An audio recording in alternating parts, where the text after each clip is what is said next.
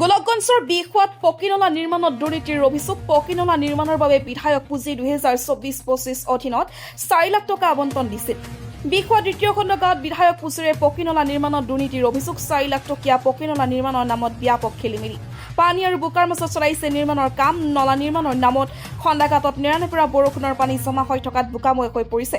যদিও বোকাময় অৱস্থাতে পকীনলা নিৰ্মাণৰ কাম চলাই থকা পৰিলক্ষিত হৈছে। ৰাইজৰ অভিযোগ, এইদৰে নিৰ্মাণ কাৰ্য চলিছে। পকীনলাটো অতি সোনকালে বিধ্বস্ত হৈ পৰিলে ৰাইজৰ যাতায়াত ব্যৱস্থা ব্যাহত হৈ পৰিব। উল্লেখ্য যে বিখোৱা দ্বিতীয় খণ্ড গাঁৱৰ পথছোৱাত সাধাৰণতে বৰষুণতে পানী জমা হৈ বোকাময় হোৱাত ৰাইজৰ যাতায়াতত অসুবিধাৰ সৃষ্টি হৈছিল। সেই পথছোৱাত এটা পকীনলা নিৰ্মাণৰ বাবে বিধায়ক পুঁজি 2024-25 বৰ্ষৰ অধীনত 4 লাখ টকা আবণ্টন দিয়ে। কিন্তু বিধায়ক গৰাকীয়ে দীৰ্ঘদিনীয়া আঁচনিটো ৰূপায়ণ কৰা নাছিল। সমষ্টি পুনৰ নিৰ্ধাৰণৰ বাবে বিধায়ক আব্দুছ সুবহান আলী চৰকাৰে এইবুলি গৌৰীপুৰ সমষ্টিৰ পৰা বিধায়ক হিচাপে নিৰ্বাচিত হয়। সেয়ে তেওঁৰ একাংশ কৰ্মীয়ে আঁচনিটো ৰূপায়ণৰ নামত যধে মধে কাম কৰি ধন হৰলুকি কৰাৰ অভিযোগ উত্থাপন হৈছে।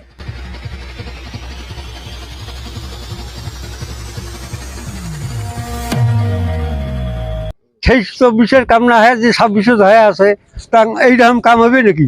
ইটের সেলিং করি তার উপরে মানে মশলা দিয়ে তারপর 2 সাইড ইটে গাছি দেবে, এটা কাম হবে নাকি? রড কোটাই এটা কি কাম আরম্ভ করছে? এটা তো কামে হয় নাই। হ্যাঁ, এটা পাবলিক হ্যারাসমেন্ট হবে না? হ্যাঁ, কোনো ইঞ্জিনিয়ার নাই, কোনো নাই, আর কোনো কথা মানে কোনো পাবলিকের কথা না শুনে এটা কাম হবে নাকি? হ্যাঁ, বর্ষার টাইমে যাই। আচ্ছা, বর্ষা তো করুক, ভালোভাবে কামটা করুক, ভালোভাবে কামটা করুক। এটা কি কোনো কাম হবে নাকি?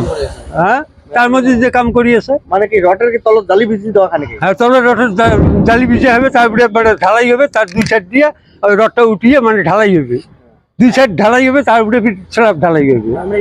আর এমনি ইটে গাছি দিয়ে 2 সাইড ইটে গাছি দিবে, উপরে ঢালাই দিবে, ওটা একটা হবে নাকি কাম?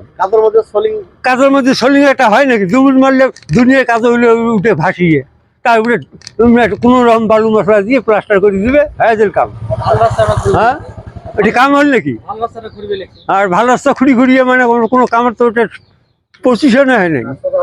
কাম মজবুত হবে না। হ্যাঁ, কাম মজবুত হবে না। গাড়ি এখন ট্রাক্টর দিলে ওই ইটের ওয়াল খান ভাঙি যাবে না? ইটের ওয়াল খান ভাঙবে না যাবে? এখন গাড়ি দুজন গাড়ি যদি ক্রসিং হয় তখন ইটের ওয়াল খান ভাঙি যাবে না যাবে? ঢালাই গেলে ঢালের বস্তুটা মজবুত হয়ে থাকি যাবে। হ্যাঁ।